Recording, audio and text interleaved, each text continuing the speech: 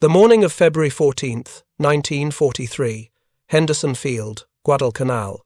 Marine First Lieutenant Kenneth Walsh stood beside his F4U Corsair, watching the tropical sun burn through the morning haze. The fighter's distinctive bent wings cast strange shadows across the coral runway, that inverted gull configuration, making it unmistakable among the battered Wildcats and Army P-38 seconds scattered around the airfield. In less than an hour, Walsh and his squadron mates from VMF 124 would escort a formation of B-24 Liberators against the Japanese airfield at Kahili. It would be the Corsair's first major combat engagement. What none of them knew yet was that this mission would become known as the St. Valentine's Day Massacre, and the lessons learned in the savage air battle that followed would fundamentally change how Americans fought in the Pacific sky.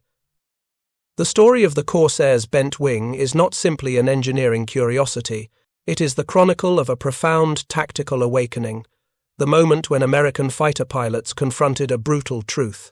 The aircraft they'd been given was built for a kind of combat that didn't yet exist in their doctrine, and the tactics they'd been taught would get them killed. Through trial, error, and the blood of those who learned too slowly, Corsair pilots would discover that their aircraft's distinctive design was the physical manifestation of a completely different philosophy of air combat, one that would ultimately sweep Japanese aviation from the Pacific skies. The F4U Corsair that First Lieutenant Walsh flew that morning was barely 2 months removed from the production lines at Stratford, Connecticut. It represented Vought Aircraft's audacious answer to a 1938 US Navy specification that had seemed almost impossible. The Navy wanted a carrier-based fighter capable of exceeding 400 miles per hour. At the time, most fighters struggled to reach 350.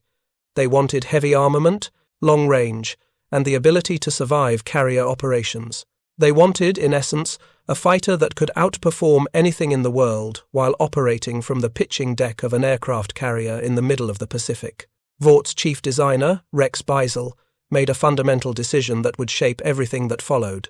If the Navy wanted maximum performance, they would build the aircraft around the most powerful engine available, the Pratt & Whitney R2800 Double Wasp. This monster of an engine, 18 cylinders arranged in 2 rows, produced 2,000 horsepower, nearly double what powered most contemporary fighters.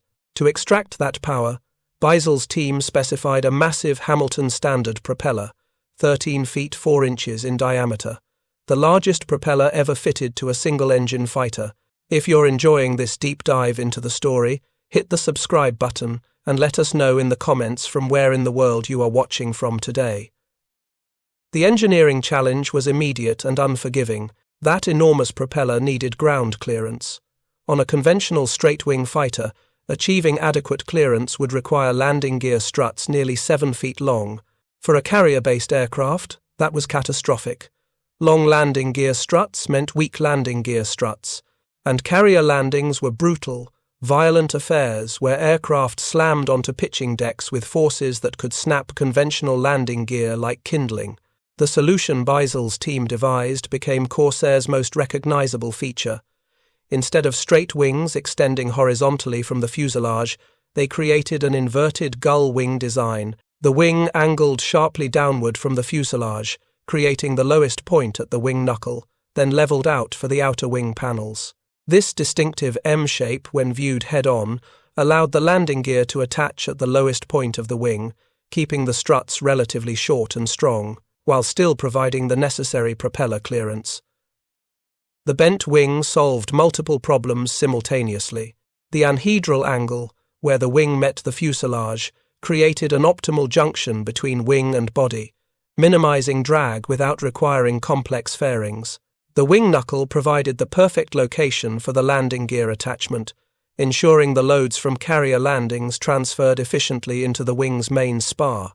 The design even simplified the wing folding mechanism for carrier storage, as the wings could fold upward at the knuckle with a relatively simple hydraulic system. But the inverted gull wing came at a cost. It was heavier than a conventional wing, requiring a more complex internal structure to handle the bending loads at the knuckle. It was more difficult to manufacture, demanding precise jigs and careful assembly to maintain the compound angles. And critically, It created aerodynamic characteristics that would prove both blessing and curse in combat. The prototype XF4U first flew on May 29, 1940. Test pilot Lyman Bullard lifted off from Vaught's factory airfield in Stratford and immediately recognized he was flying something extraordinary. The massive engine pulled the fighter through the air with authority no American fighter had ever possessed. On October 1, 1940, during a test flight between Stratford and Hartford, the XF4U achieved a ground speed of 405 miles per hour with tailwind assistance, making headlines as the first single-engine American fighter to reach this milestone. Even accounting for the tailwind boost, the Corsair's actual maximum level flight speed of 378 miles per hour at 23,500 feet was exceptional. But speed was just one element of the Corsair's performance envelope. What would prove more significant in combat was how that bent wing configuration affected the aircraft's handling characteristics. Inverted gull wing created specific aerodynamic properties that differed markedly from conventional fighters. At high speeds, the design provided exceptional stability. The wing's anhedral inboard section helped counteract the natural dihedral effect of swept wings, giving the Corsair rock-solid stability in high-speed dives. This would prove crucial in combat, allowing pilots to dive at speeds that would cause other fighters to buffet uncontrollably. But at low speeds, those same characteristics created challenges. The Corsair's stall characteristics were vicious. The inboard wing sections, with their anhedral angle, tended to stall before the outer panels, creating a sharp wing drop that could transition into a spin if the pilot wasn't careful. The aircraft's power loading, that massive engine driving relatively small wings, created tremendous torque effects during takeoff and low-speed maneuvering. Inexperienced pilots found the Corsair intimidating, even dangerous. Production F4U Corsairs began reaching operational units in late 1942. The U.S. Navy initially intended the Corsair as a carrier fighter, but early carrier qualification trials revealed serious problems. The long nose, necessary to house that enormous engine, created terrible forward visibility. Pilots couldn't see the landing signal officer during the final approach. The aircraft had a tendency to bounce on touchdown, the result of stiff landing gear oleo struts that didn't absorb impact forces well. The combination of poor visibility, bounce-prone landings, and challenging low-speed handling led the Navy to declare the Corsair unsuitable for carrier operations. The Marines, desperate for modern fighters to replace their battered Wildcats, gladly accepted the aircraft the Navy rejected. Marine Fighter Squadron 124, VMF 124, received the first combat-ready Corsairs in late 1942. The squadron trained intensively through December and January, learning to handle the powerful fighter. But their training focused on traditional fighter tactics, the doctrine that had evolved through years of pre-war development. Tactics that emphasized turning combat, close-in dogfighting, and the kind of maneuvering that would allow a skilled pilot to get on an enemy's tail and stay there. Nobody yet understood that the Corsair was built for a completely different kind of war. On February 12, 1943, VMF 124 arrived at Henderson Field on Guadalcanal with 22 F4U Corsairs. The squadron was declared operational immediately. The desperate situation in the Solomon Islands allowed no time for further workup training.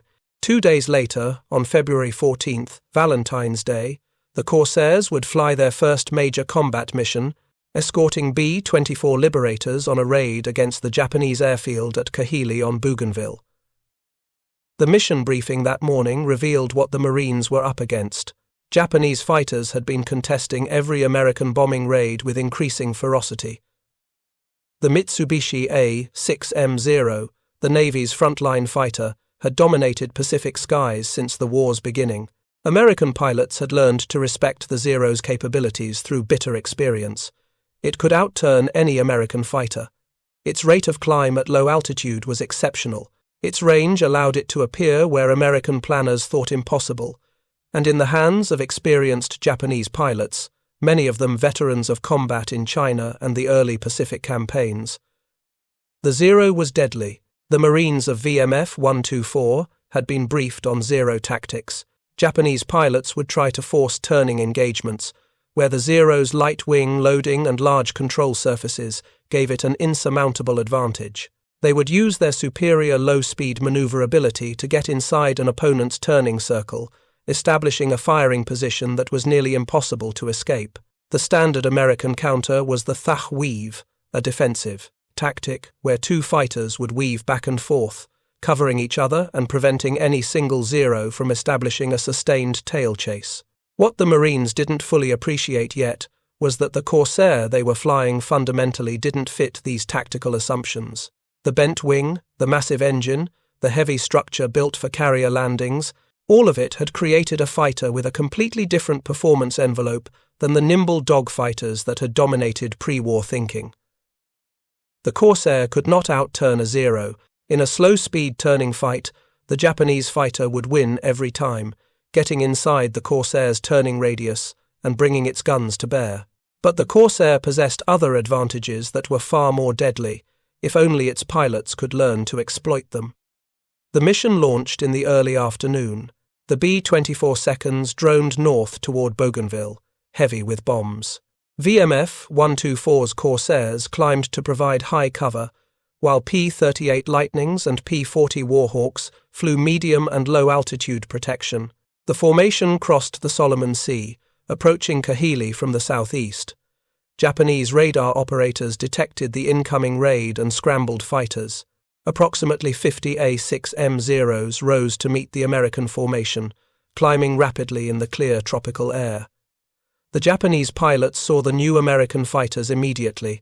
The Corsair's distinctive silhouette, those bent wings, made it unmistakable. This was the fighter they'd been hearing about, the one that was supposed to challenge Zero supremacy. Japanese flight leaders made their tactical decisions quickly. They would do what had worked for 2 years: split the American fighter screen, force them into turning engagements, and systematically destroy them while other Zeros attacked the bombers. The air battle that followed was chaos. Zeros slashed through the American formation, their pilots executing the tactics that had brought them victory after victory. They forced the American fighters to turn, to slow down, to fight the kind of close-in dogfight where Japanese training and aircraft superiority would tell. And for the Corsair pilots of VMF 124, flying their first major combat mission, the temptation to fight that battle was overwhelming. They'd been trained for turning combat. They'd practiced dogfighting in their Corsairs, learning to muscle the heavy fighter through tight turns. When Zeros appeared on their tails, every instinct told them to turn hard, to try to reverse the situation, to fight the way they'd been taught. Some of them learned the error too late. The Corsair, for all its power and speed, simply could not outturn a Zero at the low speeds and altitudes where this battle developed. Japanese pilots would get inside the Corsair's turning circle, their aircraft responding crisply to control inputs, while the Americans fought heavy ailerons and high wing loading. The distinctive bark of Japanese 20mm cannons echoed across the sky. Corsairs took hits. Some absorbed the damage and kept flying, the rugged construction proving its worth. Others didn't. 2 Corsairs went down in that first engagement, along with 4 P-38 seconds, 2 P-40 seconds, and 2 B-24 bombers. 9 American aircraft were lost. Japanese losses were minimal, perhaps 4 Zeros destroyed. One of those Zero kills was credited to a Corsair, though the circumstances were unusual, a mid-air collision rather than gunnery. The after-action reports from the St. Valentine's Day massacre, as the mission came to be known, made for grim reading. The loss ratio was unacceptable, but buried in those reports were observations that would change everything. Several Corsair pilots noted that when they maintained speed and altitude, the Zeros couldn't catch them. When they dove away from engagements, the Japanese fighters couldn't follow without risking structural failure. The Corsair's maximum dive speed exceeded 450 miles per hour. The Zero's airframe began, experiencing dangerous flutter and control stiffening above 350. First Lieutenant Kenneth Walsh, who would survive that first mission and go on to become the first Corsair ace, began thinking deeply about what he'd experienced. The Corsair wasn't a better dogfighter than the Zero. It was a different kind of fighter entirely, one that needed different tactics, Walsh and other thoughtful pilots in VMF-124 started experimenting. Instead of trying to turn with zeros, they would maintain speed and altitude advantage. They would make high-speed passes, firing during the brief moment when their superior speed brought them into range, then using that same speed to disengage before the zero could respond. Instead of dogfighting, they would boom and zoom. The evolution didn't happen overnight. Old habits died hard, and the instinct to turn into a threat was deeply ingrained. More Corsair pilots died learning these lessons, trying to fight zeros on the zeros' terms.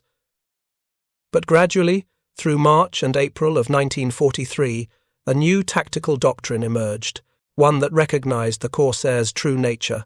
The bent wing that had seemed like merely an engineering solution to a propeller clearance problem was actually the physical manifestation of an aircraft designed for high-speed combat.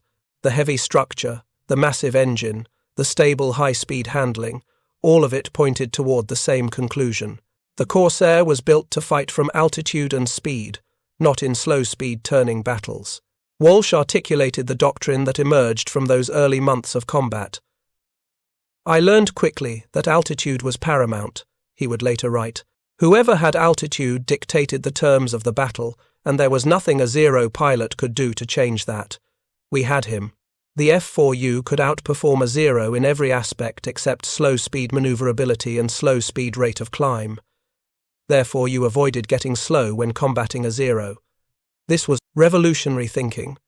For the first time, American pilots had a fighter that could dictate engagement terms through sheer performance superiority. The Corsair could outclimb the zero at medium and high altitudes. It could outdive the zero at any altitude. It could outrun the zero in level flight. And crucially, it could absorb battle damage that would destroy a zero and still bring its pilot home. The bent wing wasn't just about propeller clearance. It was the foundation of a fighter optimized for energy combat, for maintaining speed and altitude, for hitting hard and getting away clean. The transformation of Corsair tactics through spring and summer of 1943 changed the air war over the Solomons. Japanese pilots, accustomed to American fighters that would try to turn with them, suddenly faced opponents who refused to fight that battle. Corsairs would approach from above, diving at speeds the zeros couldn't match. They would make one high-speed pass, their 650 caliber machine guns throwing out a combined 4,800 rounds per minute in devastating concentration, then zoom climb back to altitude before the zeros could react. If the first pass didn't kill the target, the Corsair pilot would simply climb back up and set up another attack. The zero pilot, lacking the speed to pursue and lacking the climb rate to follow vertically, could only hope to evade. And evasion became increasingly difficult as more Marine squadrons received Corsairs and American pilots grew more skilled at energy tactics. By May 13, 1943, Kenneth Walsh became the first Corsair ace, downing his fifth confirmed Japanese aircraft. His success came not from superior turn performance, but from ruthlessly exploiting the Corsair's advantages in speed, dive performance, and firepower. The tactical revolution the Corsair enabled went beyond individual combat techniques. The aircraft's distinctive handling characteristics, products of that bent wing design and massive engine, allowed American pilots to develop formations and tactics impossible in other fighters. The Corsair's stability at high speeds made it an excellent platform for deflection shooting, allowing pilots to fire accurately while pulling high G loads in diving attacks. The rugged construction, necessary for carrier operations, meant Corsairs routinely returned from missions with battle damage that would have destroyed lighter fighters. American engineers hadn't designed the Corsair's bent wing thinking about how it would affect dogfighting tactics. They'd solved a propeller clearance problem, but in doing so, they'd inadvertently created an aircraft whose structural characteristics made it ideal for a completely different kind of air combat. The stable high-speed handling, the excellent dive characteristics, the ability to absorb tremendous G-loads in vertical maneuvers, all emerged from engineering decisions made to accommodate that massive engine and propeller. By mid-1943, the tactical revolution was spreading throughout marine aviation in the Pacific. Other squadrons receiving Corsairs learned from VMF-124's painful early lessons. The doctrine crystallized into specific techniques that exploited the bent-wing fighter's unique capabilities. Corsair pilots would climb to altitude before engaging, typically 15,000 to 25,000 feet.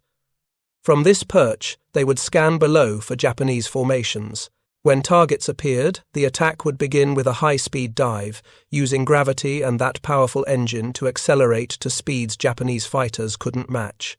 The diving attack wasn't random violence, it required precise calculation. The Corsair pilot had to judge angles, speeds, and closing rates while hurtling downward at over 400 miles per hour. The 650 caliber machine guns were harmonized to converge at specific distances, typically between 300 and 400 yards. The pilot had perhaps 2 seconds in effective firing range during each pass. 2 seconds to line up the target in the gun sight, account for deflection, squeeze the trigger, and watch tracers arc toward the enemy aircraft. Then the zoom climb, using momentum from the dive to regain altitude, climbed back above the engagement before Japanese pilots could organize a response. If you find this story engaging, please take a moment to subscribe and enable notifications. It helps us continue producing in-depth content like this. This energy fighting, as it came to be called, required different skills than traditional dogfighting. Instead of fine controlled touch and the ability to feel an aircraft at the edge of its performance envelope, energy fighting demanded situational awareness, speed management, and patience. A Corsair pilot needed to know where every enemy aircraft was, where his wingmen were positioned, how much altitude he had to work with, and how much fuel remained. He had to resist the temptation to pursue a damaged enemy if doing so would bleed off his speed and leave him vulnerable. The most successful Corsair pilots developed what veterans called altitude discipline. They would break off attacks, even against clearly damaged targets, if continuing pursuit meant losing their energy advantage. This was psychologically difficult. Every fighter pilot's instinct screamed to press an attack, to confirm the kill, to see the enemy aircraft go down. But Corsair doctrine demanded that pilots think beyond individual encounters. Better to wound an enemy and remain in position to attack again than to score one kill and become vulnerable. Major Gregory Boyington, who would become the most famous Corsair pilot of the war, exemplified this tactical approach. In August 1943, Boyington took command of Marine Fighter Squadron 214, quickly earning the nickname Pappy because at 31 years old, he was nearly a decade older than most of his pilots. Boyington had already flown combat in China with the Flying Tigers, claiming 6 victories, though only 2 were officially credited. He understood air combat at a level few American pilots possessed. VMF 214, the Black Sheep Squadron as they came to be known, flew from bases in the southern Solomons and deployed to forward airfields, amassing an impressive record from September 12, 1943 to January 3, 1944. During their first 2 weeks of operation flying the Corsair, the squadron shot down 23 Japanese planes while 5 of its own pilots were lost. These weren't the results of superior turning performance. They came from ruthlessly applying energy tactics. On October 17, 1943, Boyington led 24 Corsairs in a sweep over the Japanese airfield at Kahili, where 60 enemy fighters were based, deliberately goading them into the air. The tactic was audacious, almost reckless. Boyington circled the heavily defended base at medium altitude, an obvious provocation. Japanese commanders couldn't ignore such an insult. They scrambled fighters to meet the threat. The ensuing battle demonstrated everything the Corsair had become. The Black Sheep shot down 20 Japanese aircraft and incurred no losses of their own. Vought F4U Corsair, MC, Wikipedia. The victory wasn't achieved through dogfighting skill.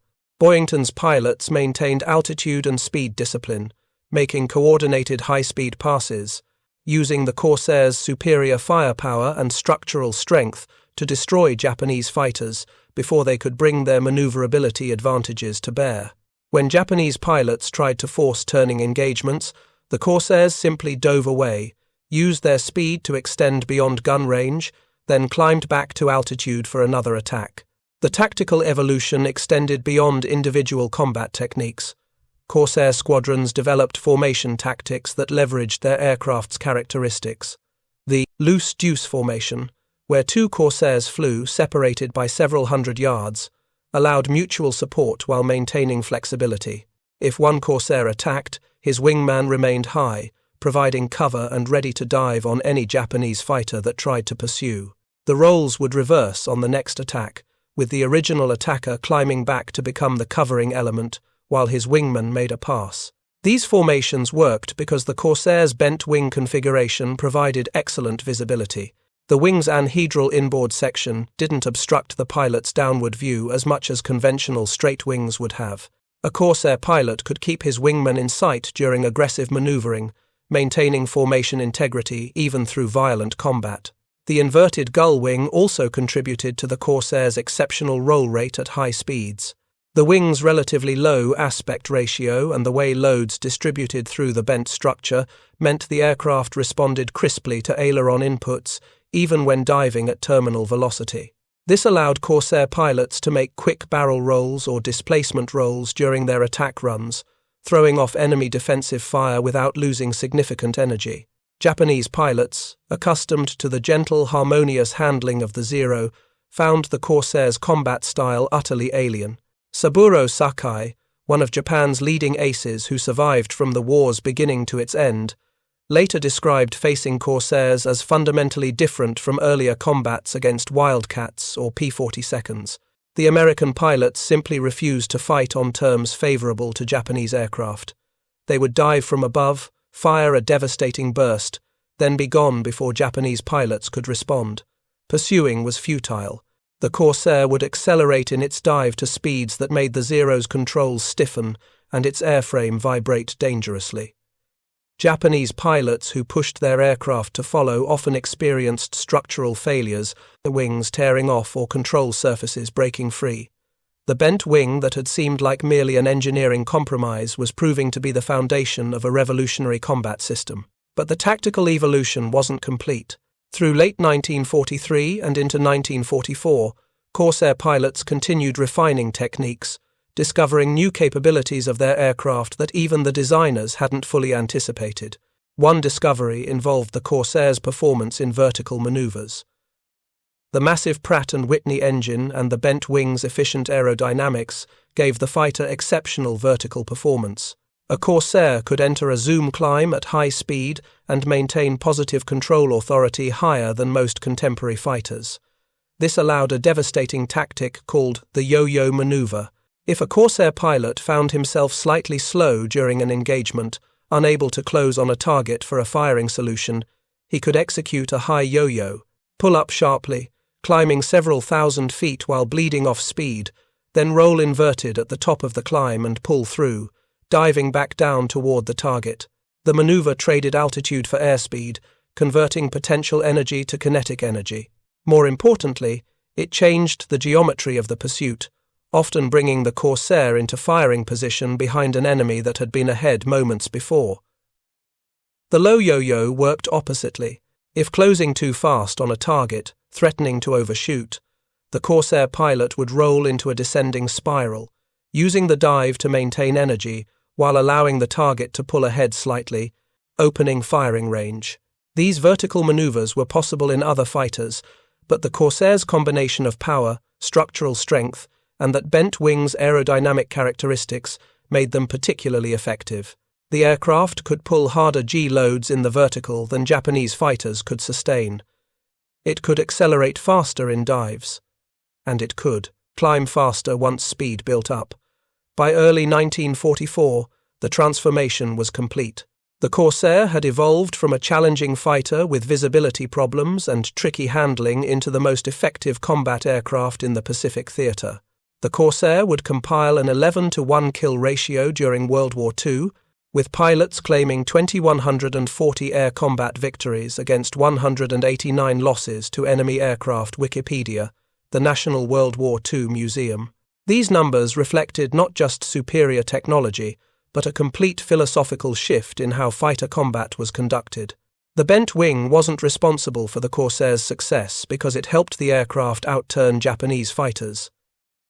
It didn't. The Zero could still outturn a Corsair in slow-speed horizontal maneuvering.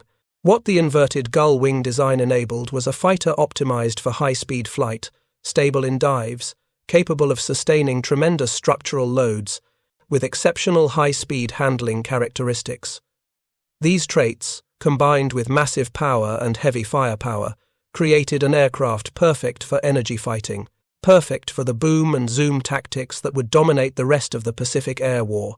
Lieutenant Kenneth Walsh, who had flown that disastrous first mission on Valentine's Day 1943, became the war's fourth highest-scoring Marine ace with 21 victories, all in Corsairs. His success came from understanding what the bent-wing fighter could and couldn't do. In his post-war writings, Walsh emphasized altitude and energy management above all else. "I learned quickly that altitude was paramount," he explained. "Whoever had altitude dictated the terms of the battle, and there was nothing a Zero pilot could do to change that." The Corsair's combat record extended far beyond the Marines. By late 1944, after the British Royal Navy solved the carrier landing problems that had plagued early operations, Corsairs began flying from American carrier decks. Vought F4U Corsair AC Wikipedia. Navy squadrons adopted the same energy-fighting tactics Marines had pioneered. During the Okinawa campaign in 1945, carrier-based Corsairs proved devastatingly effective against Japanese kamikaze attacks. The Corsair earned the nickname Angels of Okinawa from grateful ground forces, who watched the fighters intercept suicide planes before they could reach Allied ships. Vought F4U Corsair, tense Wikipedia. The ground attack role showcased another benefit of the Corsair's robust construction. That bent wing and heavy structure, designed to survive carrier landings, proved equally valuable when the aircraft transitioned to fighter-bomber missions. Corsairs could carry substantial ordnance loads, up to 4,000 pounds of bombs or 8 5-inch rockets, while still maintaining performance adequate for air combat.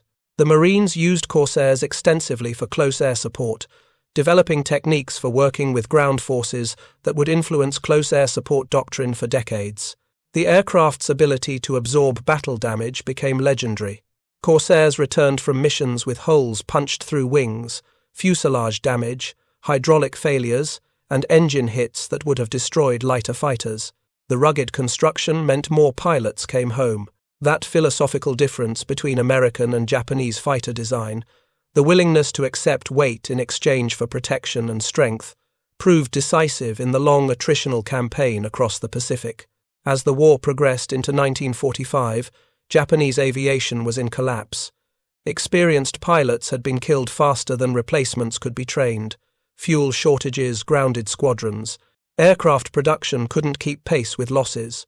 The Corsair, along with the Hellcat and other American fighters, faced increasingly desperate opposition. By war's end, many Japanese pilots had less than 100 hours of flight training total, barely enough to take off and land, let alone fight effectively against combat veterans flying superior aircraft. The bent wing that had defined the Corsair's appearance had become a symbol of American air power.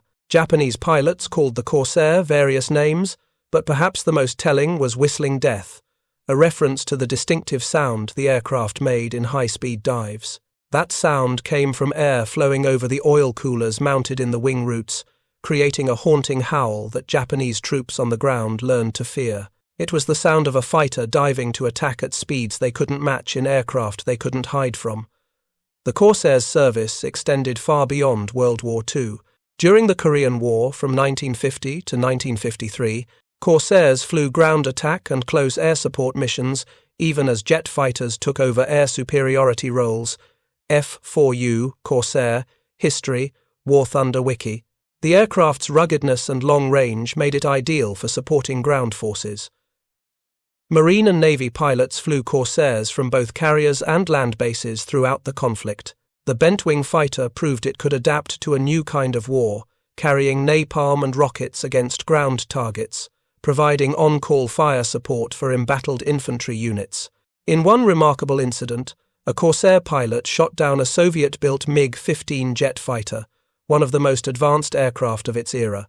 The kill came not from superior performance, but from good tactics and the MiG pilot's mistake in slowing down during a turning fight. It demonstrated that even against jet-powered opposition, a well-flown Corsair piloted by an experienced aviator remained dangerous. The aircraft's final combat missions came decades after its design. French forces flew Corsairs in Algeria and Indochina through the 1950s and early 1960s. Central American nations operated the type even longer. The last Corsair combat sorties occurred in July 1969 during the brief soccer war between Honduras and El Salvador, nearly 30 years after the prototype's first flight. On July 17, 1969, a Honduran captain flying an F4U shot down 3 Salvadoran aircraft, including 2 Corsairs. The final combat victories for the type were achieved, ironically, against other Corsairs. This extraordinary service life reflected the soundness of the original design. That inverted gull wing, conceived in 1938 to solve a propeller clearance problem, had created an airframe with characteristics that remained relevant for 3 decades. The bent wing provided the structural efficiency needed for the massive loads of carrier operations. It created aerodynamic properties that made high-speed flight stable and controllable. It allowed the landing gear design that proved rugged enough for decades of hard use. But more than engineering elegance, the Corsair's bent wing represented a philosophical victory. It embodied the American approach to fighter design in World War II, an approach that prioritized pilot survival, structural strength, and sustained combat effectiveness over the pursuit of maximum performance in any single metric. Japanese designers had created the Zero to outturn, outclimb, and outrange any opponent. For a brief period, that philosophy worked brilliantly, but as the war became an attritional struggle, the Zero's lack of protection and structural strength became fatal flaws. The Corsair took the opposite approach. It was heavier, required more power, and couldn't match the Zero's turning radius, but it could protect its pilot, absorb battle damage, dive faster, fly farther with heavy weapons loads, and return from missions that would have destroyed other fighters. American pilots learned to fight to their aircraft's strengths, refusing to dogfight on Japanese terms, using altitude and speed to dictate engagement conditions. The bent wing made that possible. Looking back from the perspective of decades, aviation historians recognize the F4U Corsair as one of the most successful fighter aircraft ever built. Its 11-to-1 kill ratio stands among the best of any World War II fighter. Its longevity in service exceeded nearly every contemporary design. Its influence on post-war fighter development, particularly in the areas of energy fighting tactics and close air support techniques, shaped military aviation for generations. The story of why Corsair pilots succeeded wasn't about outturning Japanese fighters. It was about recognizing that the bent-wing design had created a fundamentally different kind of fighter, one that demanded different tactics. The Marines who flew those first combat missions in February 1943 had to learn this truth through bitter experience.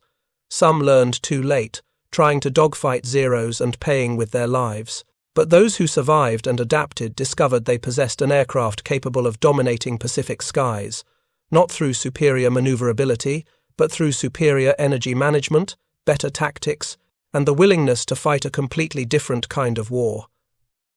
The inverted gull wing that made the Corsair instantly recognizable wasn't a feature designed to enhance combat performance. It was an engineering solution to allow a massive propeller adequate ground clearance without impossibly long landing gear. But in solving that practical problem, Vaught's designers had inadvertently created an airframe with precisely the characteristics needed for the kind of high-speed and energy-fighting combat that would define the Pacific Air War. The bent wing didn't help Corsairs outturn Japanese fighters. It helped them win by refusing to turn fight at all. That insight, learned through experience and written in the sacrifice of early pilots who didn't yet understand their aircraft's true nature, transformed American fighter tactics. The Corsair's success validated an approach to fighter combat that prioritized speed, altitude, firepower, and survivability over dogfighting agility. That philosophy would dominate American fighter development through the jet age and beyond, influencing designs from the F-86 Sabre to the F-4 Phantom to modern fighters still flying today. The bent wings of the Corsair cast long shadows across Henderson Field on Guadalcanal in February 1943. They cast longer shadows across aviation history, not because they made the Corsair turn better, but because they made it different in ways that forced American pilots to rethink everything they thought they knew about fighter combat, different in ways that ultimately proved decisive. The Corsair didn't win by being a better dogfighter. It won by being a different kind of fighter entirely, and by pilots learning to exploit that difference. Thank you for watching. For more detailed historical breakdowns, check out the other videos on your screen now, and don't forget to subscribe.